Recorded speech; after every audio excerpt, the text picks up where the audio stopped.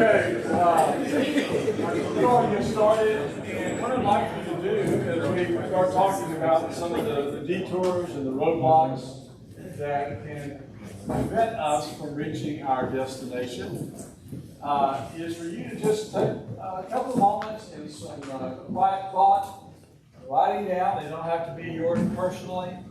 Maybe what you know generally about marriage, or maybe you've got somebody that is at work or a family member whose marriage is struggling. And what are some of those roadblocks? Maybe when you think of what gets in the way and what are the problem areas in marriage, you can be specific or as general as you want to. Maybe just write those down on the right-hand side in a moment. And you don't have to, but those of you that might want to share this with us, in just a second, I'm going to ask you to do that. Okay? A little bit of self-reflection here and thought about the problem areas of marriage and the roadblocks.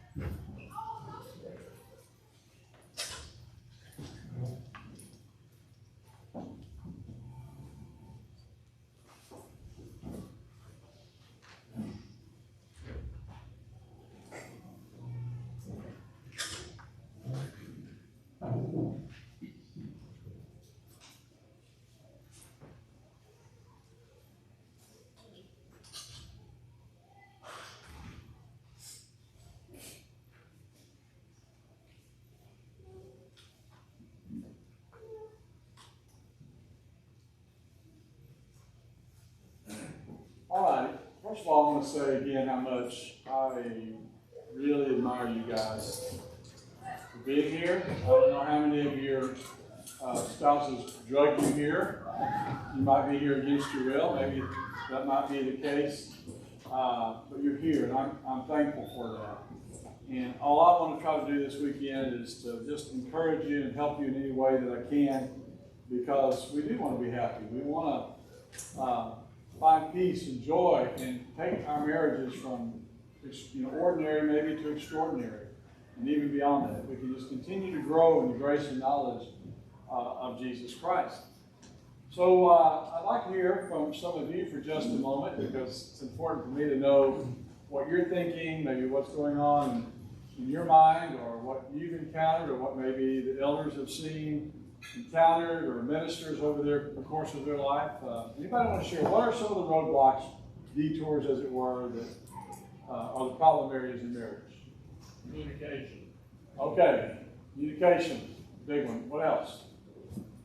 Lying, secrecy. All right, lying and secrecy. Conflict resolution. Okay, conflict resolution. Anybody else? Not really listening. All right. And really, that's not really listening. It's an important part of the communication process, right? In terms of starting there and listening. Okay. How your time is spent. Is it with each other, or is it doing separate things all the time? Okay. In fact, one of the bits of research I'm going to share with you this weekend comes from a book called Magnificent Marriage, and discusses that there are about 6 principles that are found in every successful marriage, and one of them has to do with the amount of time we spend together, quality time. That really is an important characteristic of a magnificent marriage. What else? Like ignoring warning signs. They're going down the road and you say, sign says the road ends at one, you're going to get west right there to the left. I'm going down the driver's line and it says sign this and that, and go on. Amen. I don't know if y'all heard that back there, but paying attention to the warning signs. You see a sign on the road that says there's a bridge out or whatever it may be, pay attention to it. But some of us don't see that, do we? We want to ignore problems, brush them under the rug, as it were.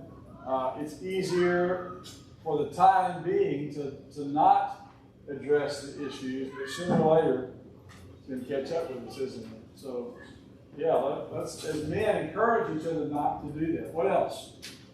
Any other things? Your parents and/or in-laws. Okay. Yes. Interference from the outside, right, can sometimes be a major problem. I would say that in many instances, it's always a challenge as you seek to try to blend your own marriage, your own relationship. We can't help but bring a lot of things from our family. There's a lot of feelings as our kids grow up. It's hard, right? Sometimes cutting the apron strings, as it were. Yeah. I would say like childhood traumas and tendencies that are brought up. That's Yeah, we're not going to talk a lot about this weekend, but I can't stress that enough that sometimes we bring into marriage some trauma issues that are going on in our relationship. I will probably address a small aspect of that this weekend. Also, not just family outside, but family inside, kids sometimes can affect that. Okay? So good. Yeah. I think always trying to be right instead of somebody yourself. Good. That's right.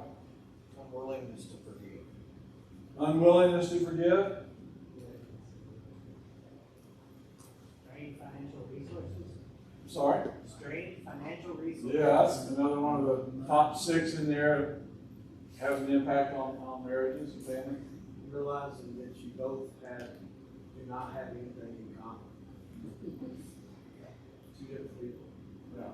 And sometimes the way life throws things at us that can change and evolve, and all of a sudden you wake up and, wow, we're not the same person. Or maybe they were drawn together because they only are attracted to one another in terms of the physical appearance, and then they realize, Differences in faith, religion.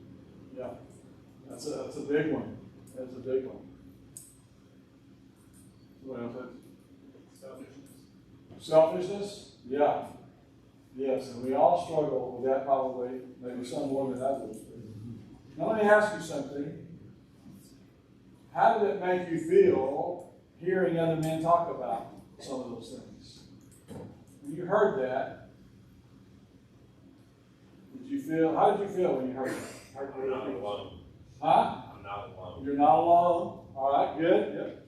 Some are more openly discussed than others. Like it's easier to talk about some of them than some of those topics than others, like trauma, psychological issues, or things that are just hidden and kind of back down.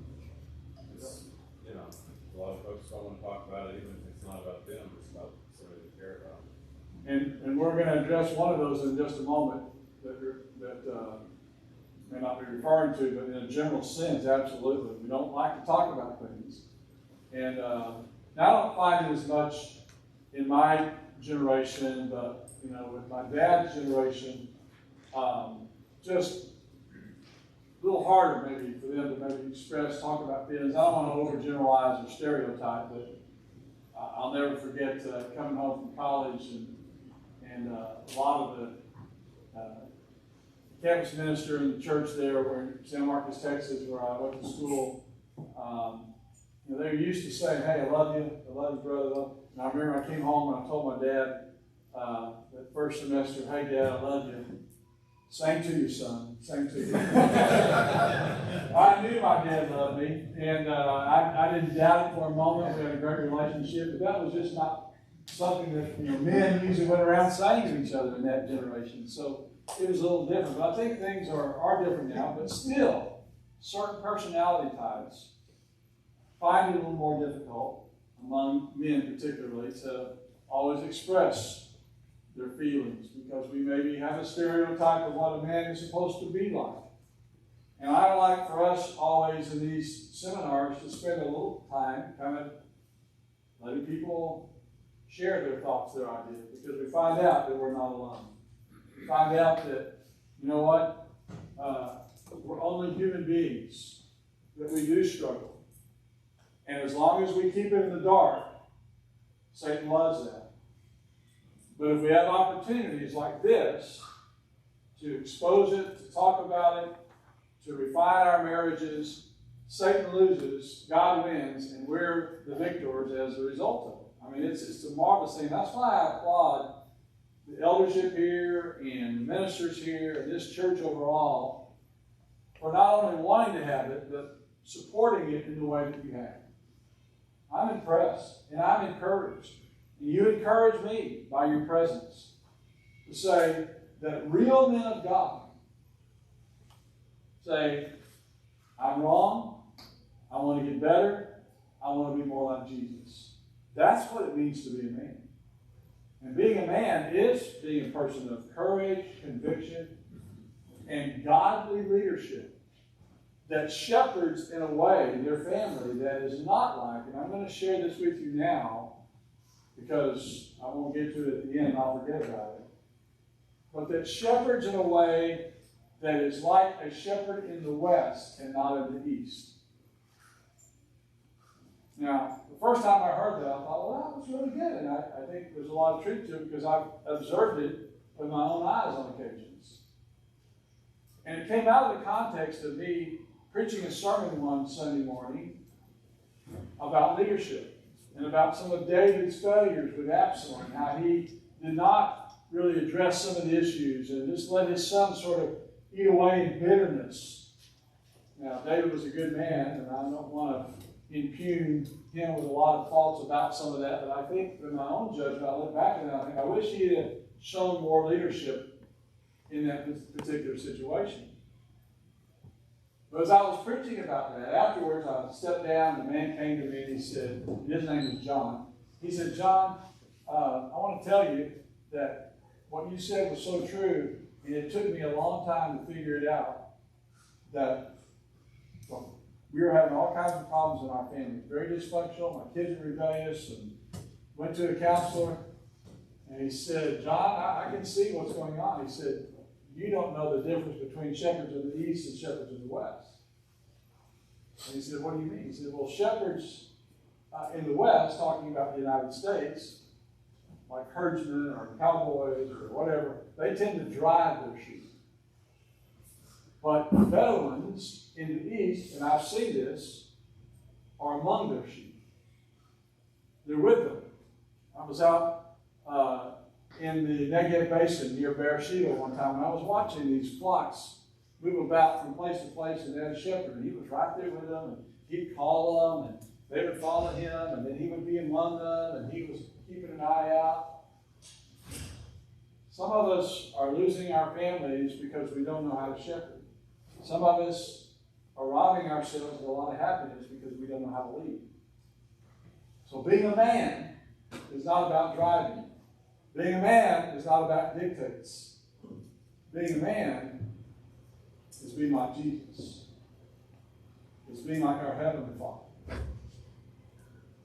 The Lord is my shepherd.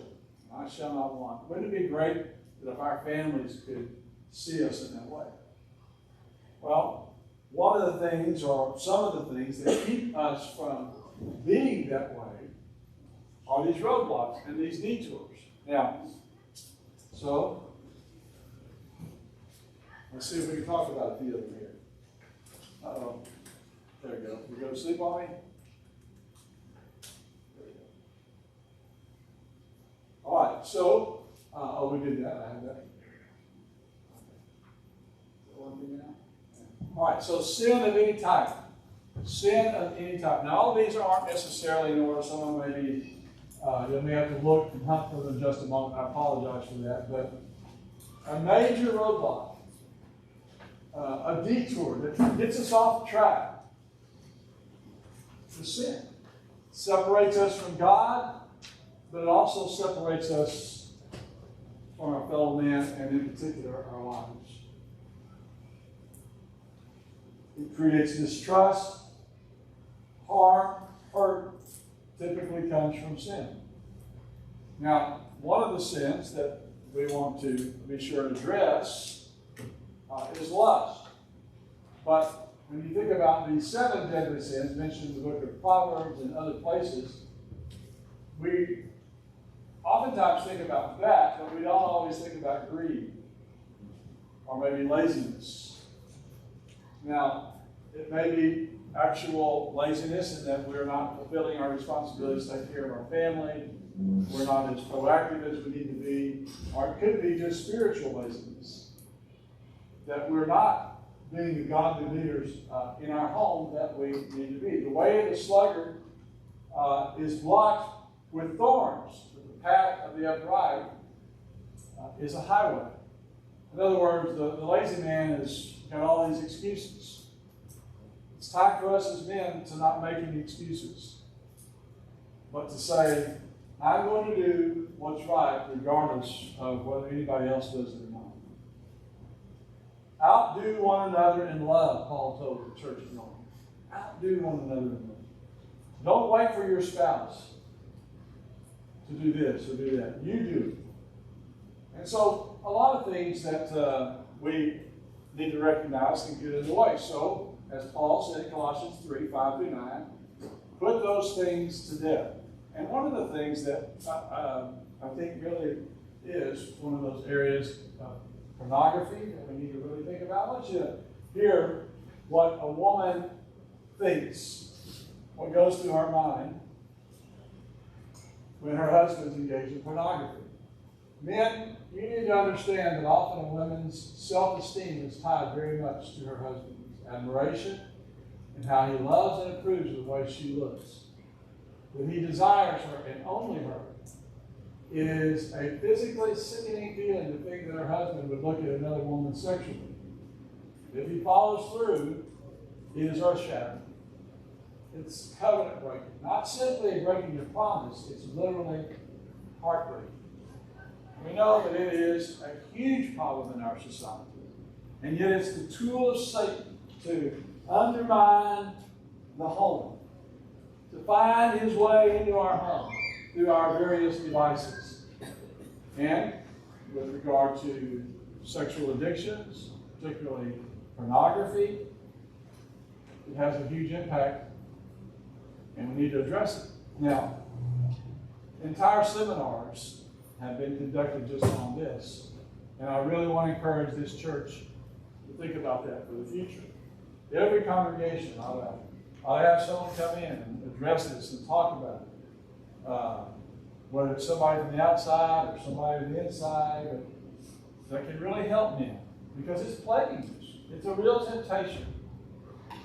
We're bombarded by it all the time, whether in the case of so-called hard porn or soft porn. In other words, the stuff that comes across your Facebook feed. It may not be a woman without any clothes on, but she's got very few clothes on, right? It draws our attention away from the spiritual, away from our spouse. This can be maybe one of the things that can help us, is to see it from our wife's perspective. Why it hurts them so much. Now, before I forget, I want to mention this, that we had a student at Bear Valley that went to the school several years ago before I started teaching here, but he's come back and held some seminars since then. And now he's a licensed professional counselor. He continues to preach. But he shares with men the problem of addiction that he had when he came to school.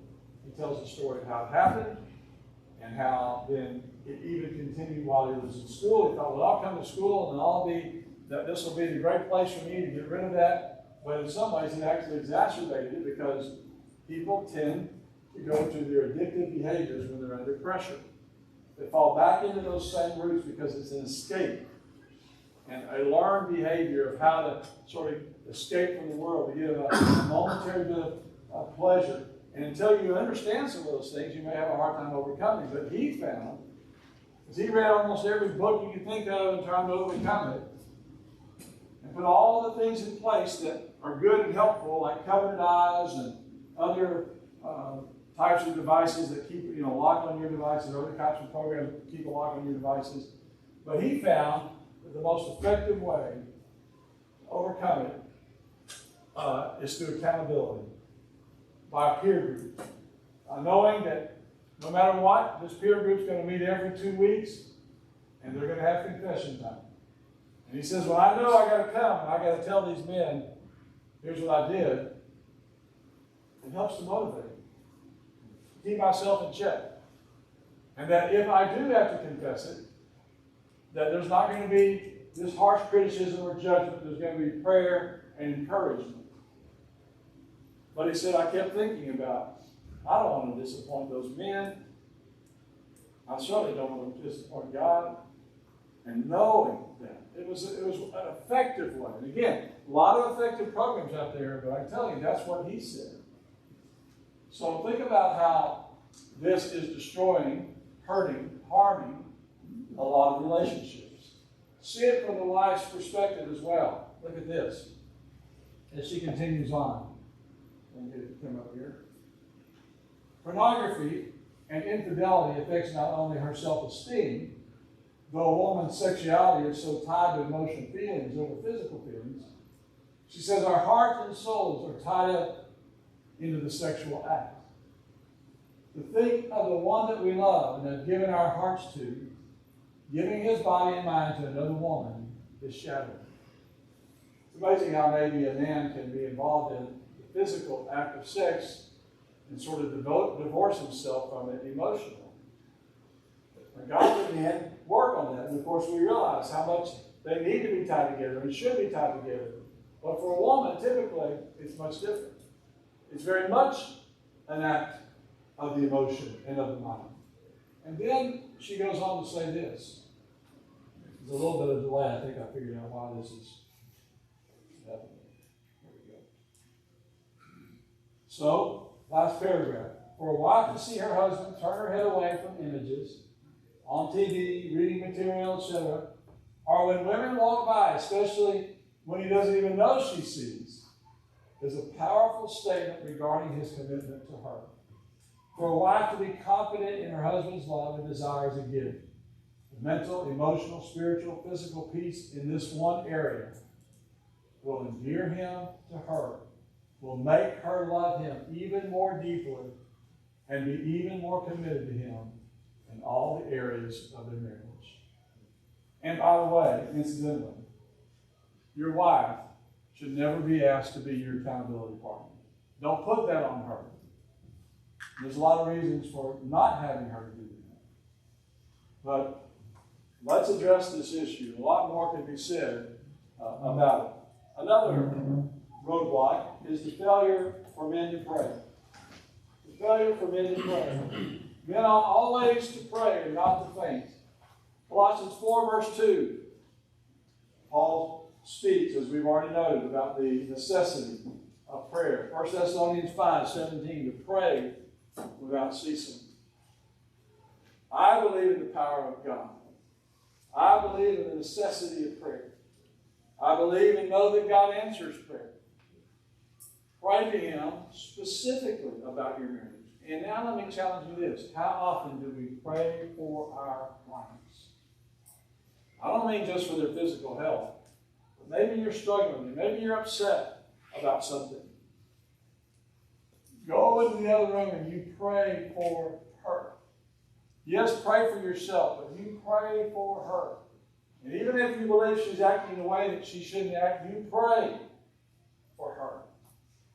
If you believe that she sinned, you pray for her. You pray that she'll be patient with you. She'll love you. So there's a lot of things that we need to do and improve on in this area. And more than just the prayer that goes on before our meals. So that's important. Don't confine your prayers to just that. Pray often. It may be a short prayer. It may be a long prayer. But pray, pray, pray.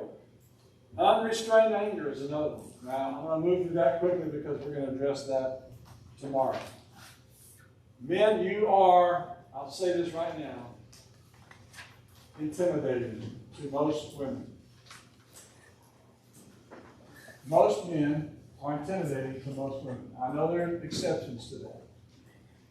Husbands, dwell with your wives according to knowledge, giving honor unto them as unto the weaker vessel. Now, he never says they're weak emotionally, spiritually, intelligent-wise. They're not. They're not weaker or less important than a man. In fact, I've known most women to be much smarter than John Moore, I can tell you that. So, what was he talking about? Well, oftentimes the Bible uses the word vessel in terms of our human body. Now, it doesn't take a Solomon to see that that's generally the case in the natural world, is it? There's still yet to be a woman to play in the NFL. Okay? So we know that that's the case. A man, a woman gets on to a crowded elevator with a bunch of men, there's usually going to be a little bit of a intimidation, a fear factor. A man gets onto a crowded elevator with a bunch of women, he's going to be nervous for other reasons, but it's not. Okay? It's not usually that. So be conscientious of it. You say, well, my wife gets really angry at me. Well, sometimes anger is a defense mechanism. Fear down inside. So when we are angry, we put people off, we sometimes shut them down, they respond in a way that's either fight or flight. So watch out for your anger, but we'll talk more about that tomorrow. Unhealthy communication patterns is another one we'll discuss. Unhealthy communication patterns.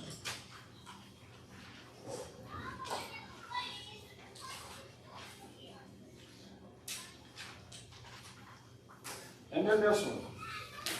Occupied by devices, people, or things. Occupied by devices, people, or things. A double-minded man is unstable in all his ways. I can still hear my dad quoting that to me. And as I grew, I began to understand more and more about why he quoted it. Because if we're divided in our thinking, if we don't know for sure what we are committed to 100%, then what happens? We lean this way, we lean that way, we're unstable. If we're divided. Abraham Lincoln, in quoting scripture, says, a house divided against itself cannot stand. When there is division in the home, there's going to be problems. When there is division in your mind about who it is that you serve and what you're committed to and what's most important in life, you're not going to be as productive in life overall, and you're certainly not going to be productive in your marriage. And one of the things that keeps us out of balance are the devices that are constantly vying for our attention. It's a challenge, isn't it, man? And I'll tell you, I'm one of the first ones to admit it. Because we use our phones for our work nowadays. It's our computer, it's our communication. And it's so hard, not only in terms of what we're tempted by in terms of the images, but even the interruptions in our life. Marriage demands an emotional connection. And many of us have checked out because we're worried more about what's going on out there than we are about what's going on right here. Being present with people, unfortunately, is a major problem in our world today. The ability to listen. Or we think that, well, I can multitask, and some of you are that way, and I get that. And we do have an ability to do that, and it's not always wrong. But relationships demand more than just the ability to multitask. They demand truly peering into the heart of another person, listening, hearing, being present with them. Open, positive regard for others. And so this little device has entered into our world and created huge, huge problems. I admire couples now who are electing to say, from this time to this time, we are unplugging. Right? We're unplugging. I appreciate that I can get a message, a little Facebook time with my granddaughter, 30 minutes before we're on our way down here to the seminar tonight. That's an awesome thing, right? They pop up, it's not the best time, but oh man, we get to see them. I love that. Sometimes I long for the day when I was growing up, when you could just go outside and spend a little time with God, look at the natural world and not hear the phone ring, not have a little buzzing going off right in our pocket from the text message. Those devices are ways that Satan uses us to affirm our importance. We all need affirmation, do we not? We all want to feel like we have a bit of self-worth and value. And guess how Satan uses that? Number one, through Facebook, and the number of likes for people that look at our photos. So we go on there to see because that makes me feel good. We all want to be affirmed. Or maybe when we get a text message from someone of the opposite sex, a coworker, someone in the church, and they go, "Oh, dear Bill, you are the sweetest man. Thank you so much." Ah, she called me sweet. And we read it. And our minds begin to sort of, get away from us, don't we? We like that. And then Satan says, "Well, you know what? My wife hasn't really told me I was sweet in like a year. She told me I was sweet." Devices, things, messages, people, all of that are tools in the hand of Satan. So Paul said, don't be ignorant of his devices. Don't let it find its way, the world, into you where you're constantly hearing that, seeing that, learning that, and crowding out the spiritual. It's a major roadblock. It's robbing people of that time to really bond and to be together. So, men, how does our preoccupation with the things of this world make women feel? Women don't want, this lady says, to feel like we're at the bottom of the totem pole when it comes to who you want to spend time with, who you go out for counsel, or just to reveal your heart. I know men don't want to feel this way either. It's a decision, though, to take action to make sure our spouses know that they are most important and to really mean it. She says, choose me over your parents, over your friends, over our children, and over your job. What is our responsibility as men? Husbands, love your wives as Christ loved the church. Nourish her and cherish her, even as the Lord does the church. 1 Peter 3:7. Dwell with them according to knowledge, giving honor unto them. That's the same Greek word found earlier in the text in 1 Peter 1:18 in speaking about the blood of Jesus. How precious is the blood of Christ? You can't put a price tag on it. How valuable should we see our wives, or how much value should we give to them and treat them? Uses the same word. Show honor. Let's lift them up. Let's encourage them. That's a big part of our job. To feed, nourish them. All right? And then notice this. What else is said here? That's it. That's the last one. All right, here's another one. Separate worlds and secret lives. I think Neil may have said something about that. In many ways, it's the prelude to adultery. Men, and I think I've got it here somewhere. Yeah, right here. I already talked about this device. If you've got your phone out and it goes off, and your wife reaches to get it and you grab it from her, or you never leave it in the room where she is, that might be a huge indication, unless you work for the FBI, okay, that maybe something isn't right. I really, really want to stress to you that your marriages need to be open. You need to have, every password needs to be shared. You should never be afraid to leave your phone with her for her to see. In fact, I really recommend it.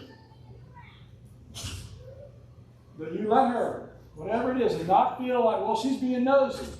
Part of it, she just wants to feel included in your life.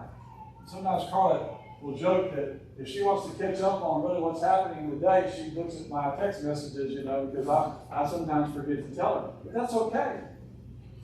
And you know what that does? That kind of keeps me a little bit more careful about what I might say or how I might respond to someone who texts me about something. So watch out. Be on guard. Don't live separate worlds and have secret lives. And be careful of how adultery happens. It does not happen, I would say probably 99 times out of 100, it does not happen this way. People walk out the door and they go to work, and all of a sudden, boom, there's somebody there, and some woman, mystery woman, just tackles you and drags you into a bedroom somewhere, right? That's not how adultery happens. Now, maybe it's a rare thing. You may go off somewhere, and that might happen. I doubt it. But it usually happens through a gradual, slow process. But first of all, step one of our becoming friends with women of the opposite sex. Becoming friends with women of the opposite sex. That doesn't mean we can't be friendly. That doesn't mean that as couples we don't enjoy each other and that friendship. But when you start becoming friends, friends share things. And oftentimes the more we are together and we share things separate, we start sharing what's in our heart, don't we?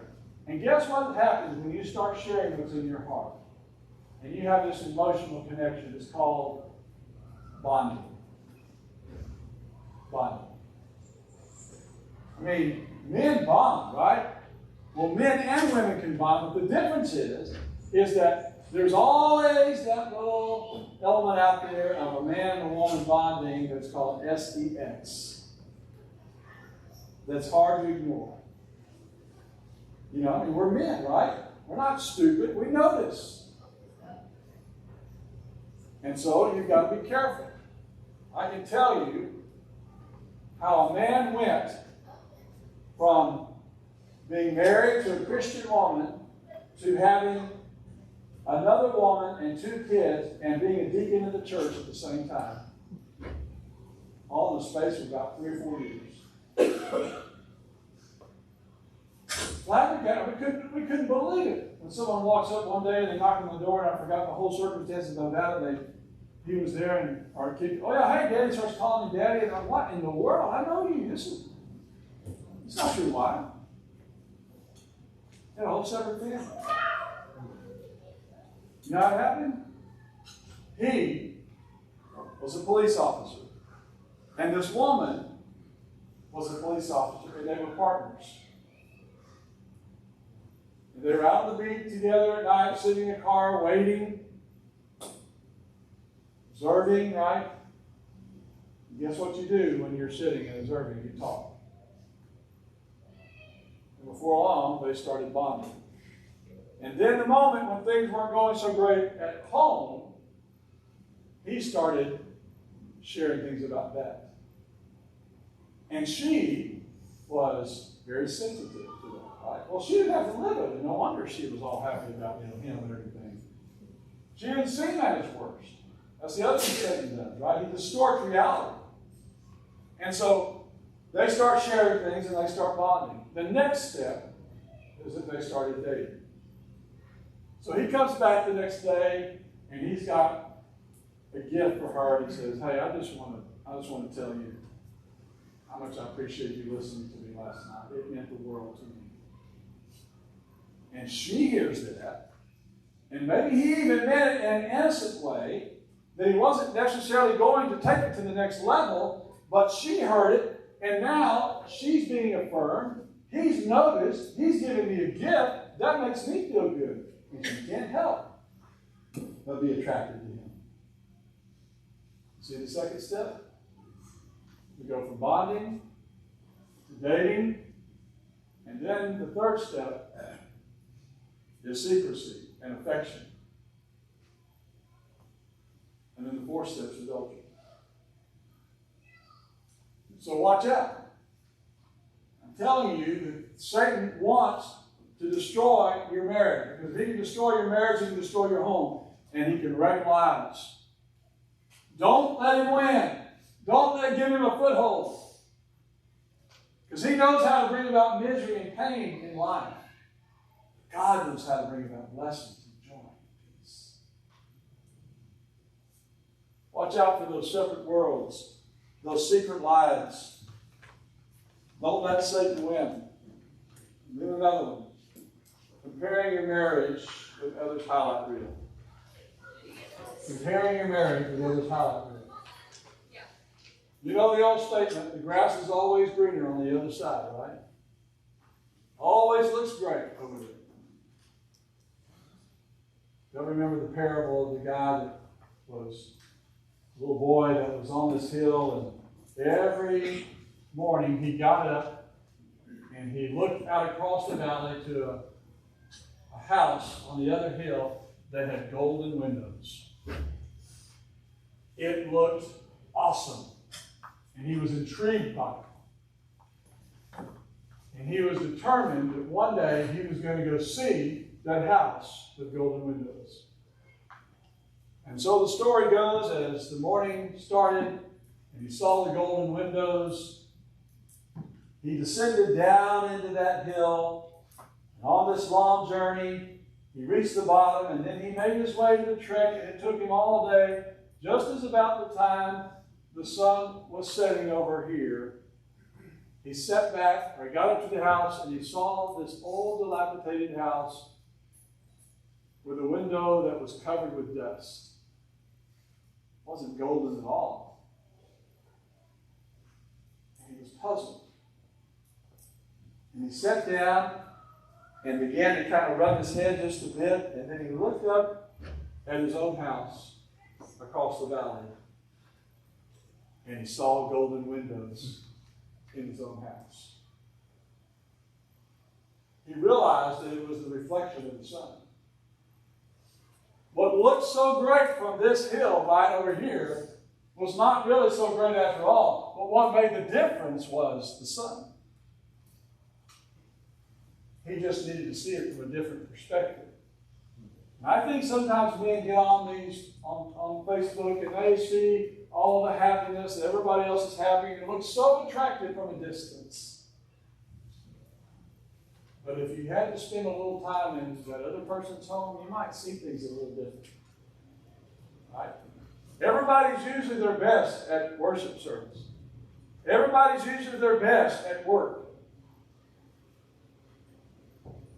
That man who's got a secretary who is so nice, brings him coffee, and attends to his every need and says, "Yes, sir," and he gets lifted up with pride, he needs to remember, first of all, he's paying her, okay? Right? How does he treat her? What does he say? Maybe I ought to look at things a little differently and recognize that what makes the difference is not the S-U-N, but the S-O-N, the sun. Let God's light shine on your hearts and to see things from God's perspective and not the world's perspective. So watch out for that. And then this, ignoring problems or failing to be proactive in dealing with issues. Ignoring problems or failing to be proactive in dealing with issues.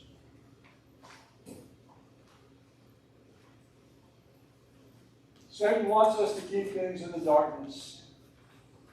Men, if there's trouble in your marriage, take the first step and say, "I want to do better. How can I do better?" Ask your wife, listen, and work on it. Read, study. What does the Bible say? If a person sinned against you, you go to that person. Can't work it out, take 2 or 3 others, and then you take it before the church. It's a process. Maybe you need to go to a counselor next. Maybe there's someone that can help facilitate and help guide you through the process of conflict resolution, and be willing to listen and to hear.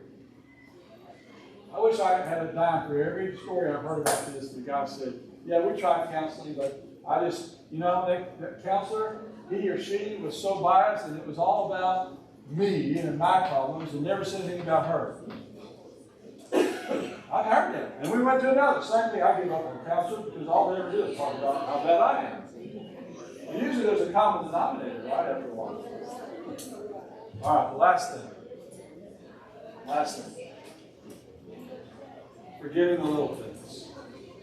Don't forget those little things.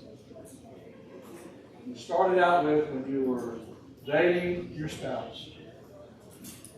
What was it that drew them to you? Ask them. Talk about it to them. I know I've been preaching hard tonight and maybe convicting some of us, but that's a part of my job. But I'll tell you what, I love you, I care about you. And don't rob yourself anymore of the joy that can be yours because of these roadblocks and these. All right, we're dismissed for about 5 minutes. We'll come back in here for a short marriage. You guys have been awesome.